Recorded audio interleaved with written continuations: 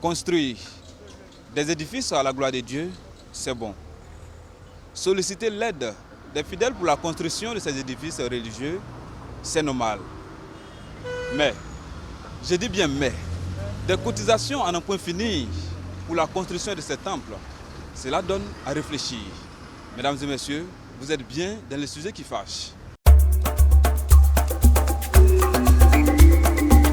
Des cotisations à ne point finir au niveau des églises religieuses. Bon, je trouve d'une part que c'est bon, mais c'est la manière dont on cotise et puis il n'y a pas de résultat. C'est ce qui n'est pas bon. Voilà. Mais cotiser pour une église, c'est pour faire l'œuvre de Dieu et puis avancer l'œuvre de Dieu. Voilà. De telle sorte que Vous cotisez, mais il n'y a pas de fruits. Bon, quand on cotise qu'il n'y a pas de fruits, c'est ce qui n'est pas bon. Voilà, ce qui n'est pas bon. Voilà. Mais il faut cotiser dans de bons sens. C'est ce qui est meilleur. Voilà, cotiser dans de bons sens, c'est ce qui est meilleur. Mais cotiser sans qu'il n'y ait pas de résultat, bon, il me dit qu'on est en train de bafouer l'œuvre de Dieu, c'est tout. Comme c'est une affaire de Dieu, souvent il y a les nouvelles églises qui viennent de naître. Donc, les leaders, ils n'ont pas assez d'argent. Puis ils viennent d'arriver. Ils veulent faire l'œuvre de Dieu.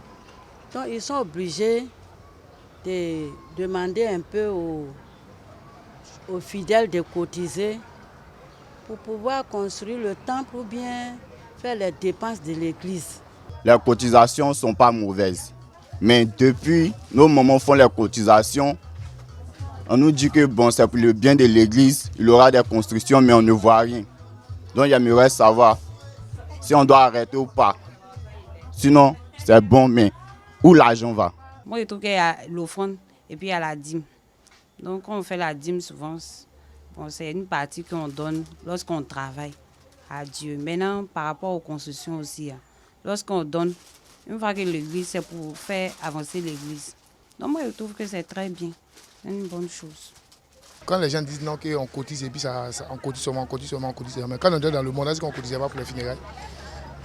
Dans le monde, on cotisait pour les funérailles. Quand on dit on cotise pour les funérailles, mais quand c'est pour l'œuvre de Dieu, pourquoi pas qu'on cotise pour Dieu? Souvent on fait ces cotisations, mais les temples ne sortent pas de terre. Bon, il faudrait dire que c'est ça, comment on l'appelle là? Il faut avoir des bonnes personnes au devant. Il y a des gens, eux, ils ne sont pas appelés, ils sont bipés. Il y a les appelés, il y a les serviteurs de Dieu et bien à se servir. Il y a des gens qui prennent le nom de Dieu pour se servir. Ça, ce ne sont pas des serviteurs de Dieu. C'est eux-là qui gardent le nom de ceux qui les dévancent. On vous dit de cotiser, on cotise, mais on ne voit pas. Donc comment demain, quand tu as venu nous dire on va cotiser? Non, là, on ne peut plus cotiser.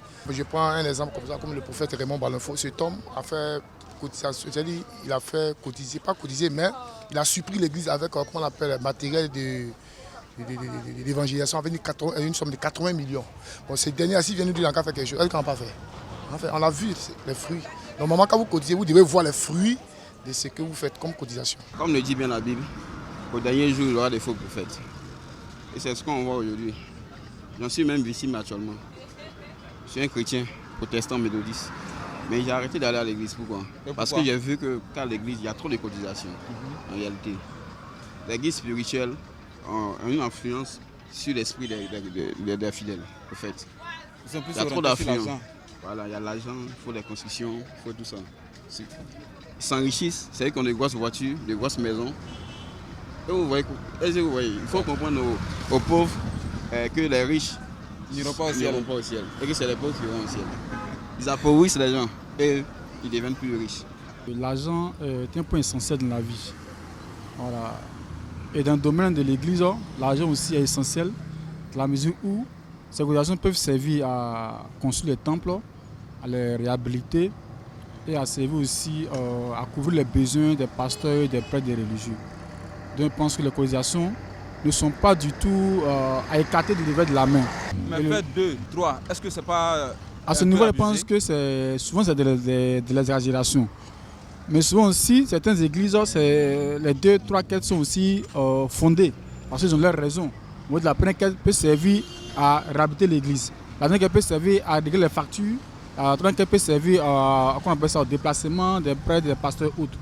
Mais je pense que souvent aussi, c'est exagéré.